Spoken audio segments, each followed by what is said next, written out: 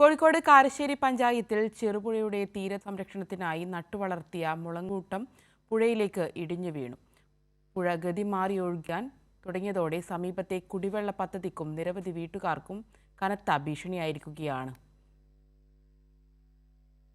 കോഴിക്കോട് കാരശ്ശേരി ആലുള്ളക്കണ്ടി കടവിന് സമീപം തീരമിടിയാതിരിക്കാൻ പണ്ടെന്നോ നാട്ടുകാർ വെച്ചുപിടിപ്പിച്ച മുളങ്കൂട്ടമാണ് വേരോടെ പുഴയിലേക്ക് കടപുഴകി വീണത്.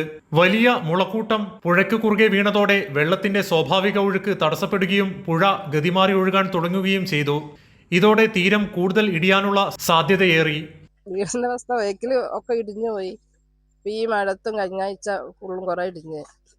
ഇനി അടുത്ത മഴ പെയ്താൽ ഇനി മതിലുണ്ട്, അതും കൂടി ഇടിച്ചു പോകും.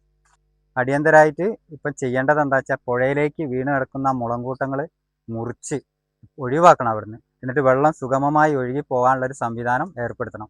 അല്ലെങ്കിൽ വെള്ളത്തിൻ്റെ കുത്തൊഴുക്ക് തടസ്സപ്പെട്ടിട്ട് വെള്ളം ഗതി മാറി ഒഴുകി ഈ പരിസര പ്രദേശങ്ങളിലുള്ള വീടുകളെ കൂടി തകർത്തെറിയുന്ന രൂപത്തിലേക്കായിരിക്കും അതിൻ്റെ പോക്ക്. ഈ ടാങ്ക് സംരക്ഷിക്കുന്ന രൂപത്തിലായിരുന്നു ഈ മുള ഉണ്ടായിരുന്നത്. ഈ മുളക്കൊണ്ട മൊത്തം പോയി ഈ ടാങ്കിന് ശരിക്കും ടാങ്ക് മറിയുന്നൊരവസ്ഥയിലാണ് ഇപ്പോൾ ഉള്ളത്. നല്ല മഴ പെയ്യുമ്പോൾ രാത്രി വെള്ളം കൂടുമ്പോൾ നമുക്ക് ഭയങ്കര സമാധാനമല്ല. മക്കളെയും വെച്ച് കിടക്കുമ്പോൾ രാത്രിയായിട്ടെങ്കിലും പോട്ടെ വിചാരിച്ചു. അങ്ങനെ പോയി ഞങ്ങൾ ഇങ്ങനെ ചുറ്റും ദ്വീപിൽ വെട്ടാതിരി നിൽക്കും ഞങ്ങളവിടെ. തീരം ഇടിയുന്നതോടെ 100ഓളം കുടുംബങ്ങൾ കുടിവെള്ളത്തിനായി ആശ്രയിക്കുന്ന പമ്പ് ഹൗസും തൊട്ടടുത്ത 5ഓളം വീടുകളും ഏത് നിമിഷവും പുഴയിലേക്ക് പതിക്കാവുന്ന അവസ്ഥയിലാണ്. ചില വീടുകളുടെ സംരക്ഷണ മതിലുകൾ അപകടാവസ്ഥയിൽ ആയി കഴിഞ്ഞു. പുഴയിൽ വീണ മുളങ്കൂട്ടം ഉടൻ മുറിച്ചുമാറ്റി നീരൊഴുക്ക് പുനഃസ്ഥാപിക്കണമെന്നാണ് നാട്ടുകാരുടെ ആവശ്യം. കൈരളി ന്യൂസ്, കോഴിക്കോട്.